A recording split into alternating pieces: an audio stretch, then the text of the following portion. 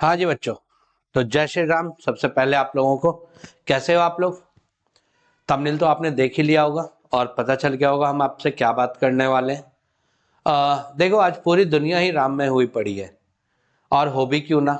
22 जनवरी का वो अद्भुत दिन हम सब ने देखा कि किस तरीके से जो है राम मंदिर का उद्घाटन हुआ और रामलला अपने महल में विराजमान हुए और उनकी वो प्राण प्रतिष्ठा सब भी अद्भुत अद्भुत ही क्षण था, है ना। और कह सकते हैं कि अभी राम जी की जो वाइब्स हैं वो पूरी दुनिया में फैली हुई हैं। तो मुझे लगता है ये स्टूडेंट्स के लिए इससे बेहतर समय नहीं हो सकता कि वो जब रामायण से और राम जी से और रामायण के जो भी पात्र हैं उनसे कुछ न कुछ सीख ग्रहण कर सकते हैं और अपने अपने जीवन में उतारकर सफलता की नई ऊंचाइयों को प्राप्त कर सकते हैं। तो इसी संदर्भ में ये वीडियो है आज का, जिसमें हम बात करने वाले हैं कि रामायण के कुछ पात्र हैं और उनसे हम क्या क्या सीख सकते हैं। और इसमें मैं ये भी बताऊंगा कि मेरे फेवरेट पात्र कौन है। हालांकि सभी पात्र फेवरेट है और सबसे कुछ ना कुछ सीखने की कोशिश मैं भी करता रहता हूँ, बट जो मेरे फेवरेट पात्र है ना वो आपको अंतिम में बताऊंगा। तो चलिए शुरू करते हैं प्रभु राम का नाम लेके।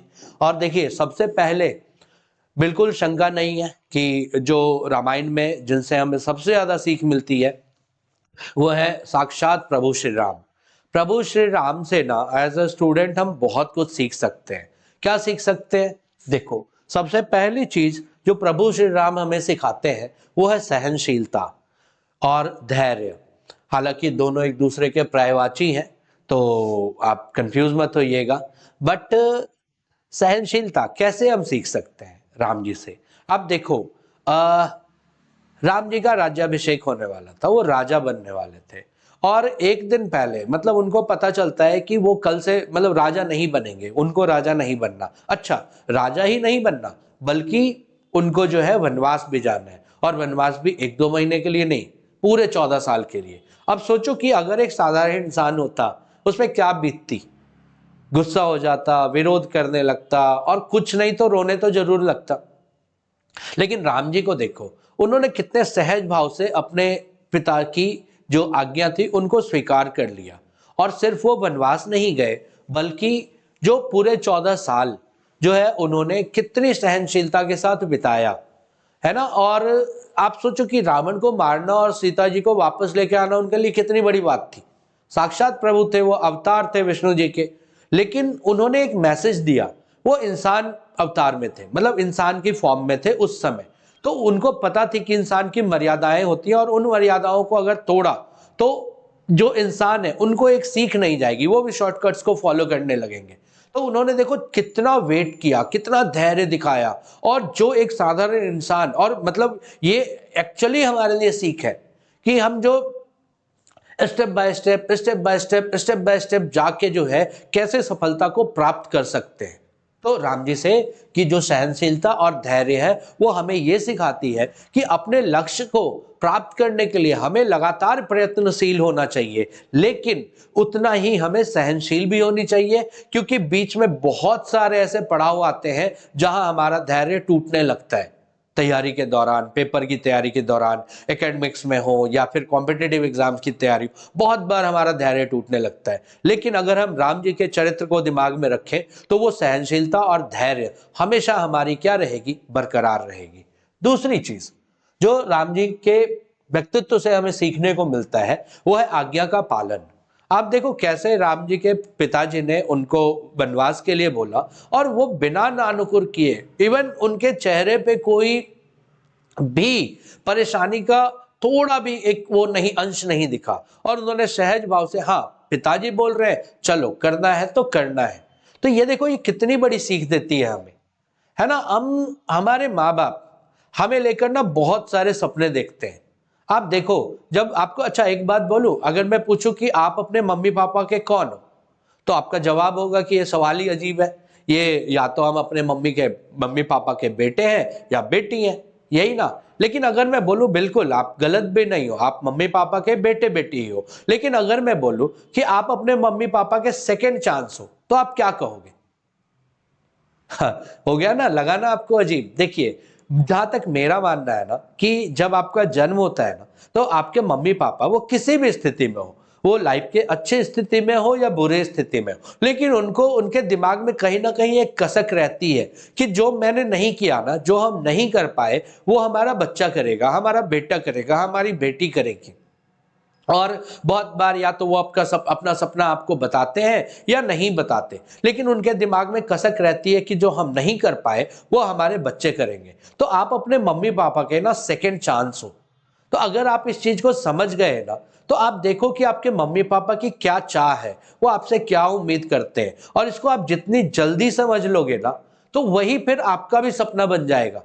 और वो आपको दशरथ जी की तरह वनवास जाने के लिए तो बिल्कुल भी नहीं बोलेंगे। वो ज्यादा से ज्यादा क्या बोलेंगे, वो बोलेंगे कि बेटा डॉक्टर बन जाओ, इंजीनियर बन जाओ, आईएएस बन जाओ, है ना, या मतलब सोसाइटी में ये मुकाम हासिल कर लो। वो आपको यही बोलेंगे, इससे ज्यादा कुछ नहीं बोलेंगे। और ये देखो, आप आज्ञा तो उनकी मान रहे हो, लेकिन फायदा किनका हो रहा है, आपका हो रहा है।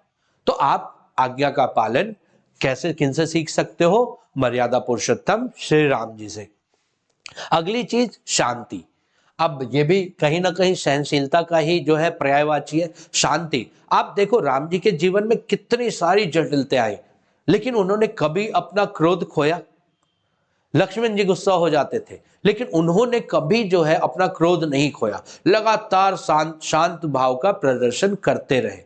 तो अगर आप भी अपने सफलता प्राप्ति के जो मार्ग है, जिस रास्ते में हो, अगर वहां आप अपने चित्त को, जो अपना व्यक्तित्व है, उसको शांत रखते हो ना, तो आपकी सफलता प्राप्ति के मार्ग में ना बहुत बड़ा सपोर्ट बनने का काम करेगा। लेकिन अगर आप वहीं शांति को खोते हो ना, सहनशीलता खोते हो ना, तो आपके मार्ग में ना जबरदस्ती की बाधाएं आने लगेंगी। तो आपको क्या करना है, राम जी से क्या सीखना है। राम जी जैसे पूरे वनवास के दौरान जिन्होंने अपने शांति की अवस्था को कायम रखा, तो आपको भी क्या रखना है, अपनी जर्नी की दौरान, जो ये आपकी जर्नी है एकेडमिक्स की या कॉम्पिटिटिव एग्जाम्स की, उसमें लगातार शांत रह के, प्रयत्नशील रह के आपको जो है अपने सफलता की ओर बढ़ना है। अगली चीज देखिए, अच्छे श्रोता और विचारक। जो राम जी थे ना, वो अच्छे श्रोता थे। अच्छा, राम जी से बड़ा बुद्धिमान कौन था, कोई नहीं था। लेकिन जहां तक आप रामायण देखोगे, रामचरितमानस पढ़ोगे, तो बहुत जगह आपको देखने को मिलेगा। मुझे वो अभी भी याद है, जब रामायण हम देखा करते थे, तो राम जी वैसे पत्थर पे बैठे रहते थे और वो वानर सेना में से लोग आते थे और राम जी के साथ परामर्श करते थे। अच्छा, और आप भी देखना, आप गौर करोगे कि राम जी सुनते ज्यादा थे, बोलते कम थे।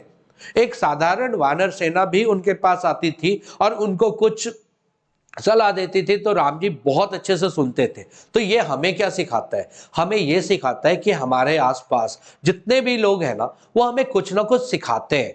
अब ये हम पे निर्भर करता है कि उनकी सीख को हम कैसे लेते हैं, या उनकी बातों में सीख ढूंढ पाते हैं या नहीं ढूंढ पाते हैं। तो राम जी एक अच्छे श्रोता बनने के लिए हमें प्रेरित करते हैं। और वो कहा भी गया है ना कि अगर आपको अच्छा बोलना सीखना है ना, तो आपको अच्छा सुनना पड़ेगा, है ना। वो इंग्लिश में भी है, a good speaker is a good listener, या a good listener is a good speaker. अच्छा बोलने वाला जो होता है, वो हमेशा अच्छा सुनने वाला होता है। ठीक है, तो चलिए राम जी से देखिए बहुत कुछ हम सीख सकते हैं, और इनका 0.0000001% भी अगर हम अपने जीवन में उतार पाए, तो हमारा जीवन जो है धन्य हो जाएगा। लेकिन आप इन रामायण के, राम जी के इन मूल्यों का पालन करें, और आप देखें कि सफलता कैसे आपके जीवन में आती है। अगले जो पात्र है, जो वो है भरत जी। अब देखिए भरत जी से हम क्या सीख सकते हैं, जो मेरी ऑब्जर्वेशन है। अब देखिए बहुत ऐसे बच्चे हैं जो पढ़ने के लिए शहर जाते हैं, अपने गांव को छोड़ के, मम्मी पापा को छोड़ के, तैयारी करने के लिए या कॉलेज की पढ़ाई के लिए। और जब वो जाते हैं ना वहां, तो उनको पूरी फ्रीडम मिलती है। अच्छा, अब उसका भरत जी की सीख से क्या लेना देना भाई। तो आप देखो भरत जी को ना पूरा राजपाट मिल गया था, 14 साल बाद राम जी आने वाले थे। अब भरत जी तो पूरी मस्ती कर सकते थे, पूरा अपना जो अधिकार है वो अयोध्या पे जता सकते थे, लेकिन उन्होंने क्या किया, उन्होंने अपनी मर्यादा नहीं भूली। वो राम जी के पास गए, जब वो अपने ननिहाल से आए, उनको पता चला कि ऐसी ऐसी बात हुई है, तो वो राम जी के पास गए और उनको आने के लिए आग्रह किया। और राम जी नहीं माने, क्योंकि उनको अपने पिताजी की जो है इच्छा को पूरा करना था। है ना। तो तो फिर भरत जी ने क्या किया, उनके खड़ाओं को लेके आए और उनको राजगद्दी पे रखा, और वो खड़ाओं से प्रेरणा लेते रहे कि नहीं, हमें अपनी मर्यादा नहीं भूलनी, ये राजगद्दी किन की है, राम जी की है। तो अब आप देखो क्या होता है, बहुत सारे पेरेंट्स जो कैपेबल होते हैं या नहीं होते, लेकिन फिर भी अपने बच्चे को पढ़ने के लिए कहाँ भेजते हैं, शहर भेजते हैं, और शहर में उन पे कोई बाउंडेशन नहीं होती, या तो वो हॉस्टल में रहते हैं, पीजी में रहते हैं, या कोचिंग द्वारा जो प्रोवाइड करवाई जाती हैं वहां पे रहते हैं, और वहां पे ना उन पे कोई बाउंडेशन नहीं रहता, टीचर की बाउंडेशन सिर्फ क्लासेस तक रहती है। लेकिन अब यहाँ पे अगर हम भरत जी से सीखें कि हम खुद पे कैसे बाउंडेशन रख सकते हैं, और हमें सच्चाई नहीं भूलनी चाहिए कि मम्मी पापा ने किस कष्ट से हमें जो है पढ़ने के लिए भेजा है, और अगर हम भरत जी की तरह अपने मूल्यों का पालन करते रहे तो हम अपने पद से ना बिल्कुल भी नहीं डिगेंगे। लेकिन आप देखो, कुछ बच्चों को मेरी बात बुरी लग सकती है, जब बच्चे शहर आते हैं तो बहुत बच्चे तो पढ़ते हैं, बहुत बच्चे जो हैं वो उनको पता रहता है कि हम क्या करने के लिए शहर आए हैं, लेकिन बहुत बच्चे अपने पद से जो है वो भटक जाते हैं। बहुत बार लेट नाइट आउटिंग, मस्ती, दोस्त, फ्रेंड्स, यही सब होता है। मूवीज आप देखोगे ना तो मतलब कि फिर लगता है कि नहीं यार, मतलब, और अच्छा उनको पता भी नहीं चलता, पता कब चलता है, जब टाइम बीत चुका होता है, रिजल्ट आता है, और रिजल्ट में उनकी परफॉर्मेंस क्या हो जाती है, डाउन हो जाती है। देखो, आपके मम्मी पापा ने आपको शहर भेजा, क्यों भेजा, आपने अपनी परफॉर्मेंस से उसको सपना दिखाया, आपने एकेडमिक्स में अच्छा परफॉर्म किया, उनको लगा कि नहीं, हमारा बच्चा अगर इनको और अच्छी नॉरिशमेंट मिली तो ये और आगे जा सकते। लेकिन शहर आके क्या करते हैं, जैसे ही फ्रीडम मिलती है उस फ्रीडम का हम गलत यूज कर सकते हैं या करने लगते हैं। तो भरत जी के अगर हम जो व्यक्तित्व है ना उसको ध्यान में रखें ना, तो वो हमें अपनी फ्रीडम को कभी भी गलत इस्तेमाल करने नहीं देगा। चलिए, अगले पात्र जिनसे हम कुछ सीख सकते हैं, लक्ष्मण जी। अच्छा, लक्ष्मण जी के साथ गुडाकेश लिखा हुआ है, तो बहुत बच्चों को पता होगा कि लक्ष्मण जी को गुडाकेश क्यों बोला जाता है, और ये कॉम्पिटेटिव एग्जाम में सवाल भी आता है। तो चलिए, पहले हम बात करते हैं इनके गुणों की, और उनसे हम क्या सीख सकते हैं, उसके बाद मैं आपको बताऊंगा कि लक्ष्मण जी को गुडाकेश क्यों कहा जाता है। देखो, लक्ष्मण जी से जो सबसे बड़ी चीज हम सीख सकते हैं ना, सेवा भावना और समर्पण। आप देखो, वनवास किनको मिला था, राम जी को मिला था। लक्ष्मण जी तो मस्त अयोध्या में रह सकते थे, राजपाट भोग सकते थे, लेकिन उन्होंने क्या किया, उन्होंने सेवा भावना दिखाई अपने भाई के लिए, अपने भ्राता के लिए। उन्होंने भी स्वीकार कर लिया कि नहीं, अगर जाऊंगा, अगर भ्राता जाएंगे तो मैं भी जाऊंगा और मैं इनकी सेवा करूंगा, जो भाभी माँ है मैं उनकी सेवा करूंगा। आप देखो कितना बड़ा त्याग है, और वो अपने भाई के लिए। स्टूडेंट्स को किन के लिए त्याग करनी है, अपने लिए, अपने सुखों का त्याग करना है, अपने लिए आपको सफलता मिलेगी। बाकी लोग बाद में, बाकी लोगों को सिर्फ खुशी मिलेगी जो आपसे जुड़े हुए रहेंगे, सफलता किनको मिलेगी, आपको मिलेगी, है ना। सोसाइटी में वैल्यू किनकी बढ़ेगी, आपकी बढ़ेगी। पैसे कौन कमाएंगे, आप कमाएंगे। तो देखो, आप लक्ष्मण से सीख सकते हो व्यक्तिगत नियम और अनुशासन।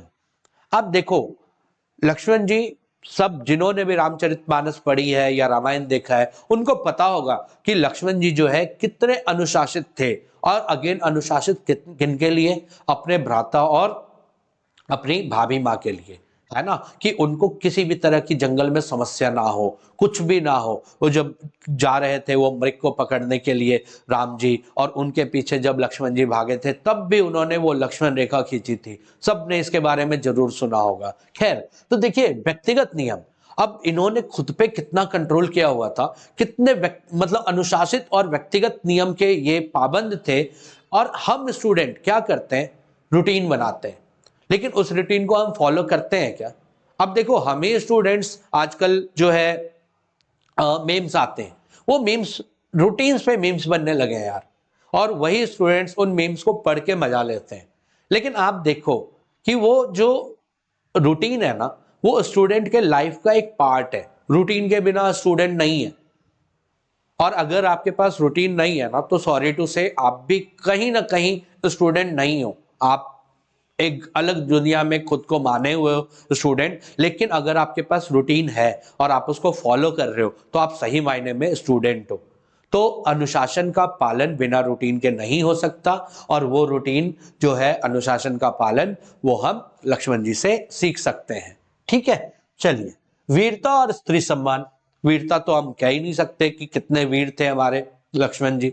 जब शिव जी का धनुष तोड़ा था राम जी ने, तो परशुराम जी आए थे और सभी क्षत्रिय राजा उनके जो डर है उससे थर थर कांप रहे थे। लेकिन लक्ष्मण जी का वो संवाद आप सब ने देखा होगा कि कैसे उन्होंने जो है परशुराम जी के साथ तर्क किया और उसके बाद जो है परशुराम जी को भी सोचने पे कहीं ना कहीं मजबूर कर दिया।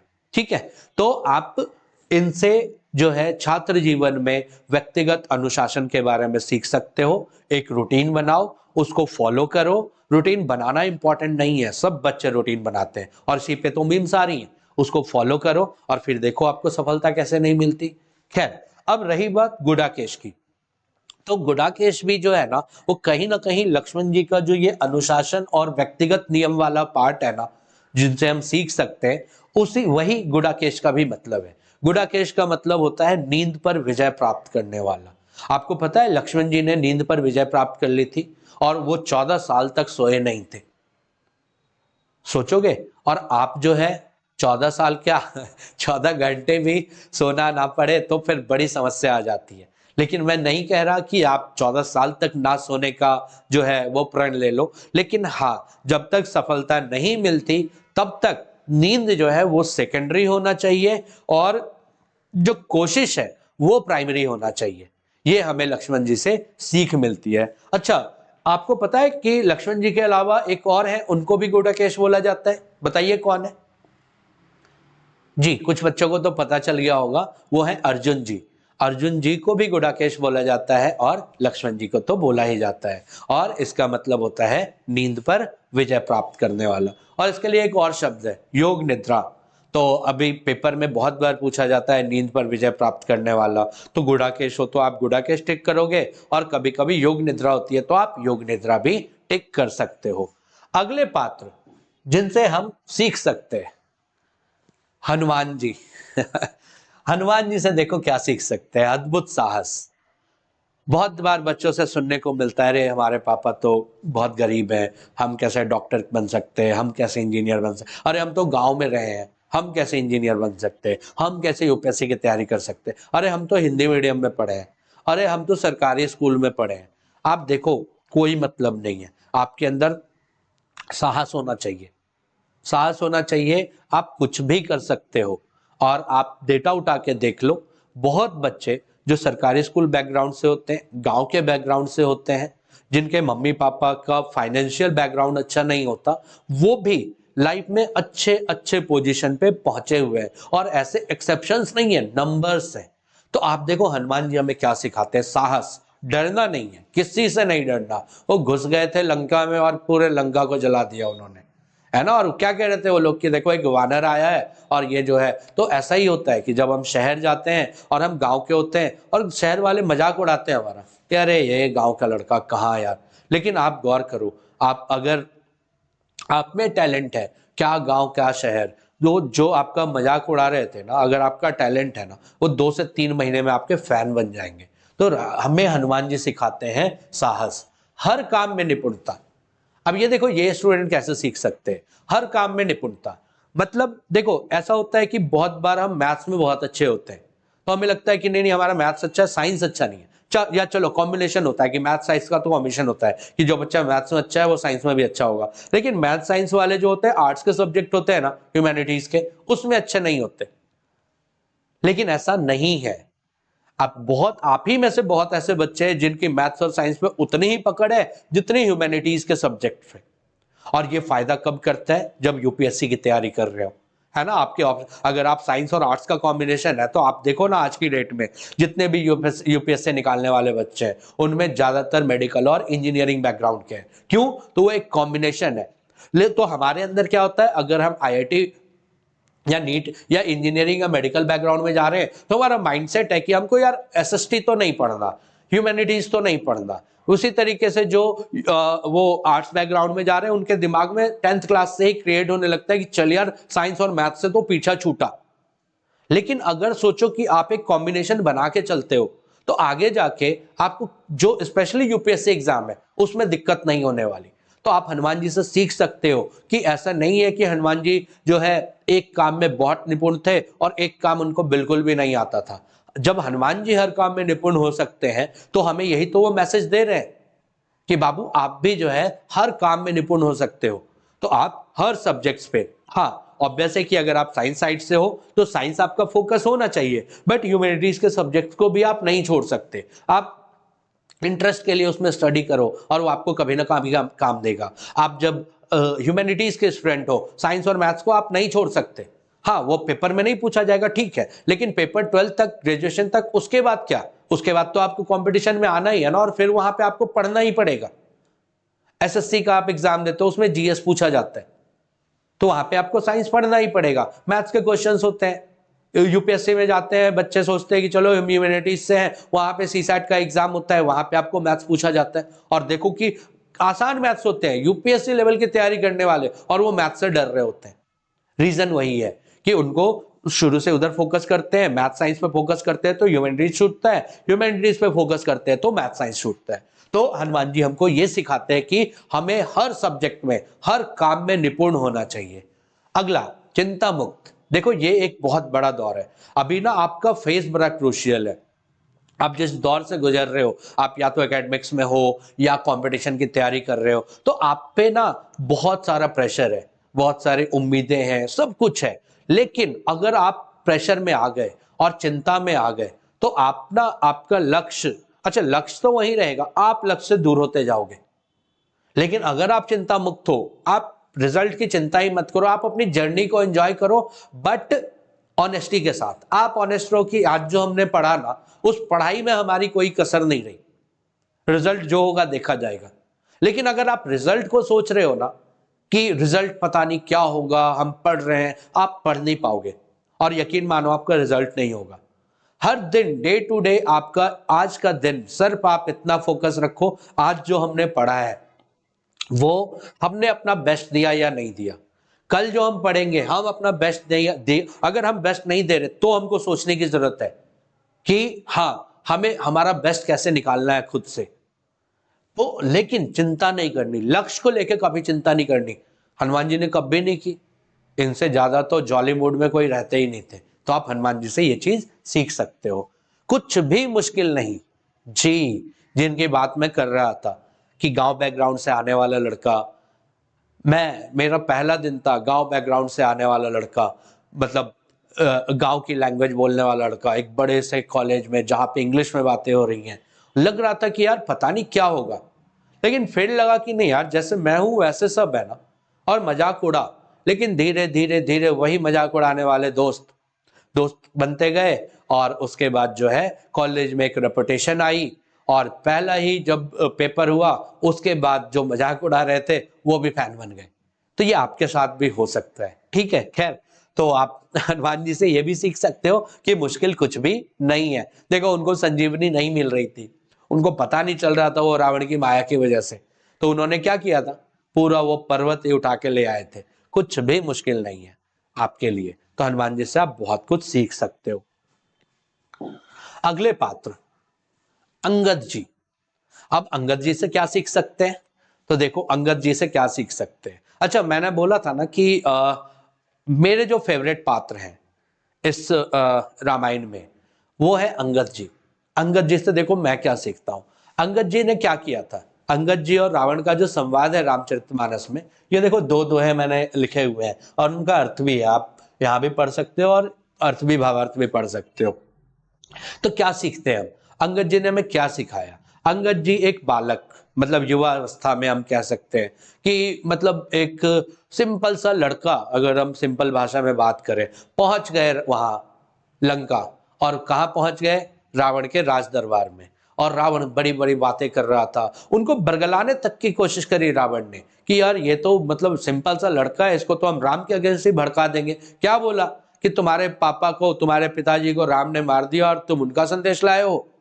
और देखो कितनी उन्होंने चपलता दिखाई, कितनी बुद्धि का प्रदर्शन किया उन्होंने, कि उसका जो चाल था वो उसी पे पलट दिया। वो दूसरा कोई होता तो वो गुस्सा हो सकता था और कह सकता था कि हाँ यार ये बंदा सही कर रहा है। तो आपके लाइफ में भी बहुत सारे लोग आएंगे जो आपको भड़काएंगे, जो आपको बरगलाएंगे, लेकिन आपको अंगद जी से सीखना है कि नहीं, मतलब उनके बातों में नहीं आना और अपनी जो स्थिति है, अपनी जो सच्चाई है, उससे कभी भी जो है मुंह नहीं मोड़ना है। ठीक है, एक चीज। दूसरी चीज जो अंगद जी से हम सीखते हैं कि देखो एक अदना सा बालक, रावण के आगे तो वो अदना सा बालक था, है ना, कैसे भिड़ गया। उनका संवाद पढ़ो, गूज बम्स आ जाएंगे लिटरली। तो अंगद जी ने जब शास्त्रार्थ, मतलब शास्त्रार्थ नहीं, जब बहस करी तर्क पे, तो रावण भी सोचने को मजबूर हो गया और मतलब वो खिन्नता बढ़ती गई और अंगद जी का जो वो है मतलब हंसी उनकी बढ़ती गई कि रावण जो है खिन्न हो रहा है और रावण उनके तर्कों का जवाब नहीं दे पा रहा था। और सबसे लास्ट में अंगद जी ने क्या किया, अंगद जी ने लास्ट में रावण के सभी जितने भी राक्षस थे, उनके राज दरबार में जितने भी लोग थे, उनको एक चुनौती दी। क्या चुनौती दी कि मेरा एक पैर है और मैं इसको ऐसे गाड़ता हूं और तुम में से किसी की भी हिम्मत है तो तुम उसको जो है हटा के दिखाओ, और अगर तुमने हटा दिया तो फिर तुम जीते और हमारे राम जी जो है उनकी तरफ से मैं हार स्वीकार कर लूंगा। और इतना सुन के सबको क्या लगा, यार ये तो सिंपल सा लड़का है और इसका पैर तो हम ऐसे फूंक के हटा देंगे, इतने बलवान बलवान राक्षस। और सबने आके कोशिश कर ली, क्या हुआ, कोई हटा पाया? सबको पता होगा आपको। तो उसी तरीके से ना आप पैर जमा दो। अंगद, ये तो कहानी की बात है कि अंगद जी ने ये किया। हम क्या सीखते हैं इस प्रकरण से? तो हमें ना वो लक्ष्य पे पैर जमा देना चाहिए। कुछ भी समस्या आए, कुछ भी, आपको तैयारी के दौरान, पेपर के दौरान बहुत समस्या आएंगी, तबियत खराब होगी, सिलेबस मुश्किल होगा, बरगलाने वाले दोस्त आएंगे, शादियां आएंगी घर में, कुछ और भी प्रॉब्लम्स आएंगी, लेकिन आपको ना पैर जमाए रखना है अंगद की तरह, पैर हटने नहीं देना।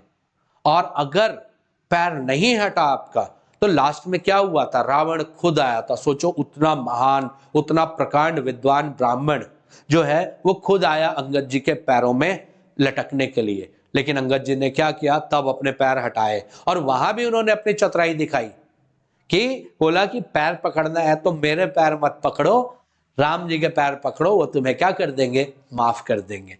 तो अंगद जी मेरे फेवरेट पात्र हैं जिनसे मैं सीखता हूं कि कैसे कहीं भी अगर सफलता प्राप्त करनी है तो अंगद की तरफ पैर जमाना होगा।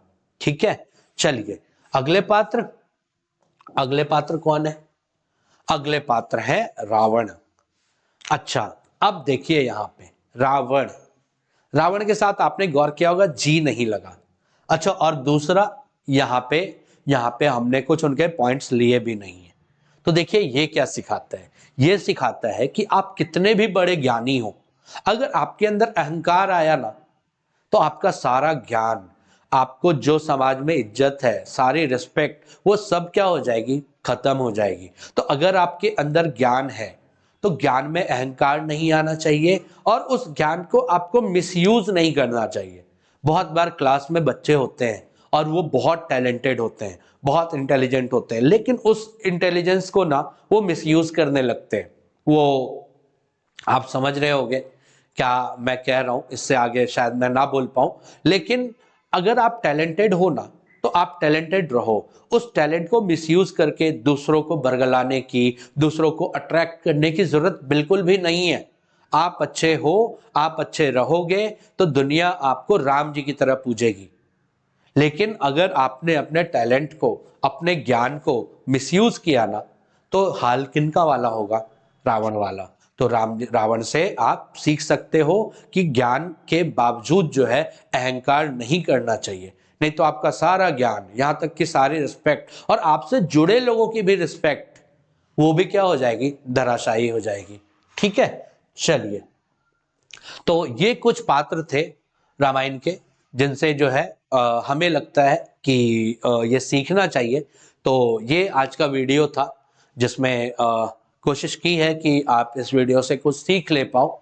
बाकी आप सबको जय श्री राम, मिलते हैं अगले वीडियो में, तब तक के लिए जय हिंद।